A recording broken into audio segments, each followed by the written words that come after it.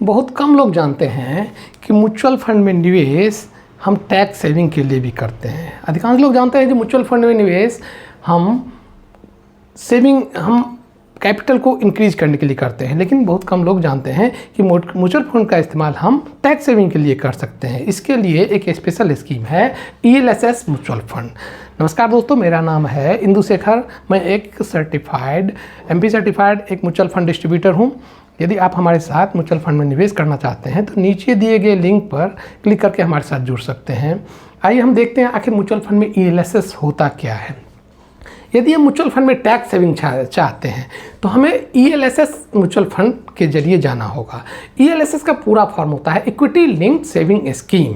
Equity link saving scheme, हम जानते हैं म्यूचुअल फंड में दो तरीके से इन्वेस्टमेंट किया जाता है, एक लमसम एंड एक SIP। एक लमसम और एक SIP। लमसम हम जानते हैं, एक इसके बारे में तो हम पिछले वीडियोस में जान चुके हैं। और SIP यदि हम देखते हैं तो इसमें हमको ATC, भारत सरकार के ATC सेक्शन 80C के तहत हमको इनकम में टैक्स छूट देती है ELSS स्कीम में। ELSS स्कीम में इसका मैक्सिमम जो रेंज है हम 1.5 लाख 1.5 लाख तक हम इसमें अपने सेविंग हम इसमें टैक्स का बचत कर सकते हैं। इसको हम एक उदाहरण के तौर पर भी समझ सकते हैं। आखिर ये ELSS स्कीम में सबसे इसका फीचर ये है कि इसमें एक जो भी हम इन्वेस्टमेंट करते हैं इसका लॉकिंग पीरियड 3 इयर्स हो जाता है। हम इसको इस तरह से जानते हैं, यदि हम कोई लमसम इन्वेस्टमेंट है तो हम एक बार जमा किए और 3 इयर्स के लिए ये लॉक हो गया, बीच में हम इस पैसे को नहीं निकाल सकते हैं। ठीक है। अब यदि हम कोई इसमें SIP करते हैं तो हम SIP को समझते हैं।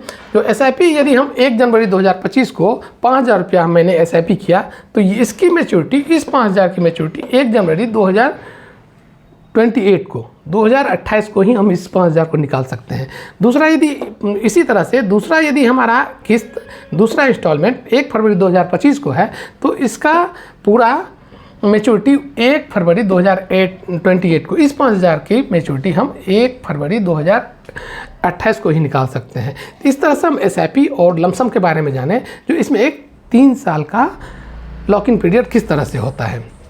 ये दोस्तों एक ऐसा स्कीम है, यदि हम शॉर्ट टर्म के लिए पैसा यदि चाहते हैं इसमें तो हमें इसमें इन्वेस्टमेंट नहीं करना चाहिए।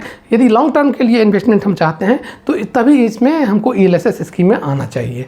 और ये सपोज दैट हमको इसमें टैक्स सेविंग कैसे होता है इसके बारे में हम यदि जानें तो आज यदि हमारा ईयरली इनकम 12 लाख से कम है, 12 लाख तक है या 12 लाख से कम है तो हमें टैक्स नहीं लगेगा। अब यदि इसके ऊपर यदि हमारा इनकम जाता है तो इस पर हमको टैक्स देने होते हैं। सपोज दैट यदि हमारा इनकम 14 लाख है तो 14 लाख माइनस 12 लाख यानी 2 लाख पर हमें टैक्स देना होगा। और यदि हम ELSS स्कीम के जरिए जाते हैं तो इसमें मैक्सिमम हम 1.5 लाख तक का बचत कर सकते हैं। यानी अब हमें 2 लाख में यदि 1.5 लाख माइनस कर दें तो 50,000 पर ही टैक्स देना पड़ेगा। लेकिन इसका बेनिफिट यही है कि हम 3 साल का लॉकिंग पीरियड होता है। 3 साल का लॉकिंग पीरियड होता है। हम इसमें 3 साल इसमें हमको कंप्लीट पैसा जमा करना पड़ेगा, छोड़ना पड़ेगा, तभी हमें ये बेनिफिट मिलेगा। इस टैक्स सेविंग है। इसमें दूसरा बेनिफिट ये है कि इसमें रिटर्न भी अच्छे मिलते हैं। क्योंकि यदि हम 3 साल के लिए हमारा पैसा लॉकिंग होता है और इस पैसे को हम छोड़ देते हैं और इन ड्यू लॉकिंग पीरियड हम उस इमोशंस से बच जाते हैं जिसमें कि मार्केट ऊपर नीचे होता है और हमको मैक्सिमम रिटर्न की संभावना बनती है और मिलती भी है।